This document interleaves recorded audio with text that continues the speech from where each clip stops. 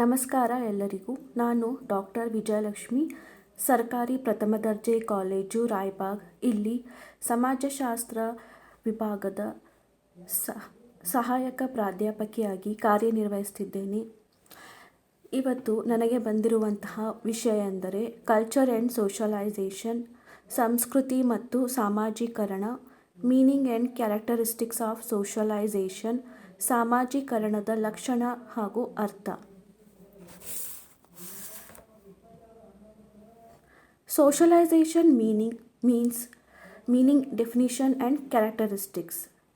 The process of molding and shaping the personality of the human infant is called socialization. Socialization is often referred to as the transmission of culture, the process whereby man learns the rules and practices of social group. ಏನನ್ನೂ ಅರಿಯದ ಅಸಹಾಯಕ ಜೀವಿ ಹಾಗೂ ಕೇವಲ ಮಾಂಸದ ಮುದ್ದೆಯಾಗಿರುವ ಮಗು ಪರಿಪೂರ್ಣ ಮಾನವನಾಗಿ ರೂಪುಗೊಳ್ಳುವ ಪ್ರಕ್ರಿಯೆಯನ್ನು ಸಾಮಾಜೀಕರಣ ಎನ್ನುವರು.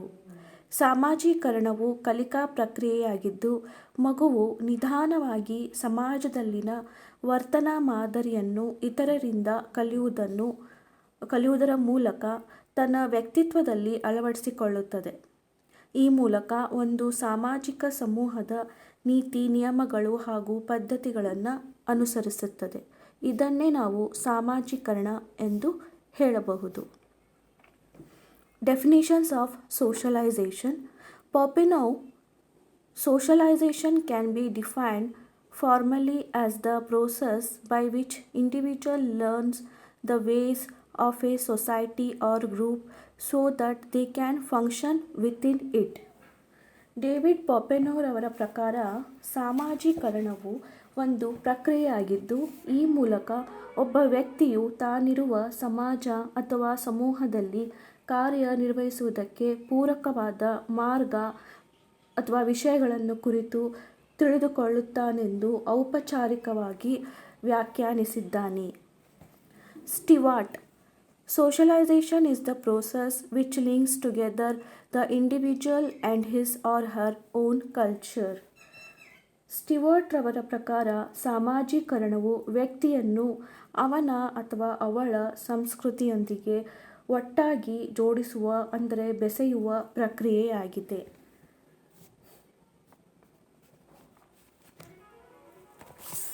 Socialization is a continuous process.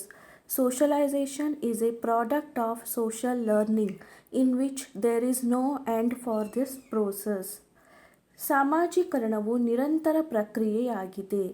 ಸಾಮಾಜೀಕರಣವು ಸಾಮಾಜಿಕ ಕಲಿಯುವಿಕೆಯ ಒಂದು ಪ್ರಕ್ರಿಯೆ. ಈ ಸಾಮಾಜೀಕರಣ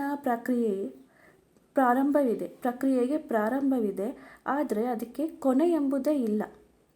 ಮಾನವ ಶಿಶು ಬೆಳೆಯುತ್ತಾ ಹೋದಂತೆ ಅವನು ಚಿಕ್ಕವನಿದ್ದಾಗ ಕಿಶೋರನಾಗಿ, ನಂತರ ಪ್ರೌಢನಾಗಿ, ಹಾಗೆ ವಯೋವೃದ್ಧನಾಗಿ ವಿವಿಧ ಪಾತ್ರಗಳನ್ನು ನಿರ್ವಹಿಸಬೇಕಾಗುತ್ತೆ. ಹೀಗೆ ವಿವಿಧ ಪಾತ್ರಗಳನ್ನು ನಿರ್ವಹಿಸುತ್ತಾ ಜೀವನದ ವಿವಿಧ ಹಂತಗಳನ್ನು ಆ ಮಗು ಅಥವಾ ಮನುಷ್ಯ ಪ್ರವೇಶಿಸಬೇಕಾಗುತ್ತೆ. ಹೀಗೆ ಆಯಾ ಹಂತಗಳು ಬಂದಾಗಲೇ ಅದು ಕೆಲವೊಂದು ವಿಶಿಷ್ಟ ವರ್ತನಾ ಮಾದರಿಗಳನ್ನು ಕಲಿತಾ ಹೋಗುತ್ತೆ. ಹೀಗೆ ಸಾಮಾಜೀಕರಣ ಎಂಬುದು ಒಂದು ನಿರಂತರ ಪ್ರಕ್ರಿಯೆಯಾಗಿದೆ. Socialization is a two-way process. Socialization is not a one-way process, it is two-way process, wherein parents teach societal norms to their children. In turn, parents also get socialized by their children. ಸಾಮಾಜೀಕರಣವು ದ್ವಿಮುಖ ಪ್ರಕ್ರಿಯೆಯಾಗಿದೆ. ಸಾಮಾಜೀಕರಣವು ಒಂದೇ ದಿಕ್ಕಿನಲ್ಲಿ ನಡೆಯುವ ಏಕದಿಶಾತ್ಮಕ ಪ್ರಕ್ರಿಯೆಯಾಗಿಲ್ಲ. ಪಾಲಕರು ಶಿಶುವಿಗೆ ಸಾಮಾಜೀಕರಣದ ಅಂಶಗಳನ್ನು ತಿಳಿಪಡಿಸ್ತಾರೆ. ಅದರಂತೆ ಶಿಶು ಅಥವಾ ಮಗು ಕೂಡ ಪಾಲಕರನ್ನು ಸಾಮಾಜೀಕರಣಗೊಳಿಸುತ್ತೆ. ಹೇಗೆ ಅಂತ ಹೇಳಿದರೆ, ಪಾಲಕರು ಮತ್ತು ಹಿರಿಯರು ಮಗುವಿಗೆ ಕಲಿಸುತ್ತಾರೆ. ಹಾಗೆ ಮಗುವು ತನ್ನ ಪಾಲಕರಿಗೆ ಕೆಲವೊಂದು ವಿಷಯಗಳನ್ನು ಕಲಿಸುತ್ತೆ. ಉದಾಹರಣೆಗೆ, ಮಗುವನ್ನು ಬೆಳೆಸುತ್ತಾ ಹೋದಂತೆ ಪಾಲಕರು ಸಾಕಷ್ಟು ವಿಷಯಗಳನ್ನು ಕಲಿತಾರೆ. ಅವುಗಳೆಂದರೆ ಸಹನಶೀಲತೆ, ತಾಳ್ಮೆಯಿಂದ ವರ್ತಿಸುವುದು, ಮಕ್ಕಳೊಂದಿಗೆ ಪ್ರೀತಿಯಿಂದ ಕೋಪವನ್ನು ನಾವು ನಿಯಂತ್ರಿಸಿಬಿಟ್ಟು ಮಕ್ಕಳೊಂದಿಗೆ ಪ್ರೀತಿಯಿಂದ ವರ್ತಿಸುವುದು, ಇವೆಲ್ಲವನ್ನು ಮನುಷ್ಯ ಮಕ್ಕಳಿಂದ ಕಲಿತಾನೆ. ಹೀಗೆ socialisation is A two way process, ದ್ವಿಮುಖ ಪ್ರಕ್ರಿಯೆಯಾಗಿದೆ. Socialization is a complex process. Socialization is not a simple process, it is a complex process which continues till the end of the life. ಸಾಮಾಜೀಕರಣವು ಸಂಕೀರ್ಣ ಪ್ರಕ್ರಿಯೆಯಾಗಿದೆ. ಸಾಮಾಜೀಕರಣವು ಸರಳ ಪ್ರಕ್ರಿಯೆಯಲ್ಲ. ಈ ಪ್ರಕ್ರಿಯೆಯನ್ನು ಯಾರೂ ಅಷ್ಟು ಆಳವಾಗಿ ತಿಳಿದುಕೊಂಡಿಲ್ಲ. ಇದು ಈಗಲೂ ದ್ಯುತಿ ಸಂಶ್ಲೇಷಣಾ ಕ್ರಿಯೆ ಎಷ್ಟು ರಹಸ್ಯವಾಗಿದೆಯೋ ಅದೇ ರೀತಿಯಾಗಿ ಸಾಮಾಜೀಕರಣವು ಕೂಡ ನಿಗೂಢ ಪ್ರಕ್ರಿಯೆಯಾಗಿದೆ.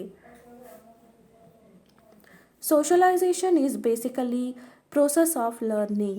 Socialization is basically a learning process wherein an innocent baby gradually learns societal culture through socialization. ಸಾಮಾಜೀಕರಣವು ಕಲಿಕೆಯ ಪ್ರಕ್ರಿಯೆಯಾಗಿದೆ. ಸಾಮಾಜೀಕರಣವು ಮೂಲಭೂತವಾಗಿ ಕಲಿಕೆಯ ಒಂದು ಪ್ರಕ್ರಿಯೆಯಾಗಿದೆ. ಏನೂ ಅರಿಯದ ಮುಗ್ಧ ಮಾನವ ಶಿಶು ಈ ಸಾಮಾಜೀಕರಣ ಪ್ರಕ್ರಿಯೆಯ ಮೂಲಕವೇ ಸಮಾಜದ ಸಂಸ್ಕೃತಿಯನ್ನು ಕಲಿಯುತ್ತೆ.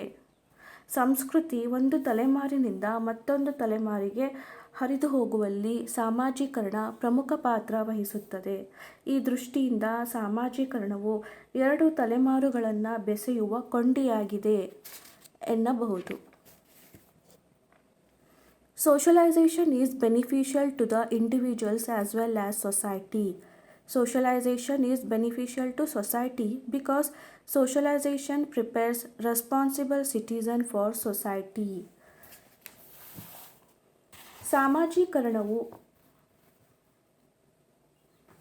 ಸಾಮಾಜೀಕರಣವು ಲಾಭದಾಯಕ ಪ್ರಕ್ರಿಯೆಯಾಗಿದೆ. ಸಾಮಾಜೀಕರಣವು ಲಾಭದಾಯಕ ಪ್ರಕ್ರಿಯೆಯಾಗಿದೆ ಏಕೆಂದರೆ ಇದು ಸಾಮಾಜಿಕ ನಿಯಮಗಳಿಗೆ ಅನುಗುಣವಾಗಿ ಜವಾಬ್ದಾರಿಯುಕ್ತ ನಾಗರಿಕನನ್ನು ಸೃಷ್ಟಿಸುತ್ತದೆ.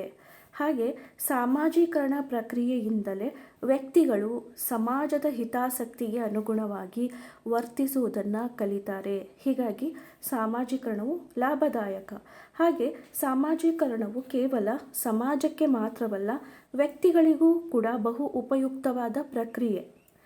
ಈ ಪ್ರಕ್ರಿಯೆ ಮೂಲಕ ಒಬ್ಬ ವ್ಯಕ್ತಿ ಸ್ವಪರಿಕಲ್ಪನೆ ಮತ್ತು ಸಹಜ ವ್ಯಕ್ತಿತ್ವವನ್ನು ಬೆಳೆಸಿಕೊಳ್ಳುತ್ತಾನೆ.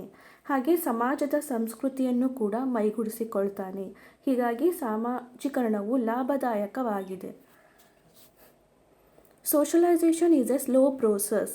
Socialization doesn't happen immediately. It is a gradual process. ಸಾಮಾಜೀಕರಣವು ನಿಧಾನವಾಗಿ ನಡೆಯುವ ಪ್ರಕ್ರಿಯೆಯಾಗಿದೆ. ಸಾಮಾಜೀಕರಣವು ಬಹು ನಿಧಾನಗತಿಯಿಂದ ನಡೆಯುವ ಪ್ರಕ್ರಿಯೆಯಾಗಿದೆ.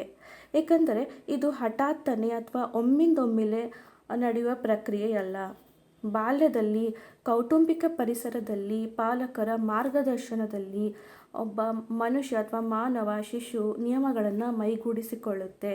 ನಂತರ ವಿಶಾಲ ಜಗತ್ತಿಗೆ ಕಾಲಿಟ್ಟ ಮಗು ತನ್ನ ಸಮವಯಸ್ಕರ ಸಮೂಹ ಅಥವಾ ಗೆಳೆಯರ ಬಳಗದಲ್ಲಿ ಹಲವಾರು ವಿಷಯಗಳನ್ನು ಕಲಿಯುತ್ತೆ. ಅದಾದ ನಂತರ ಈ ನಿಯಮಗಳನ್ನು ಮತ್ತೆ ಮುಂದುವರಿದು ಶಾಲೆಯಲ್ಲಿ ಹಲವಾರು ಔಪಚಾರಿಕ ಸಂಗತಿಗಳನ್ನು, ನಿಯಮಗಳನ್ನು ಕಲಿಯುತ್ತೆ.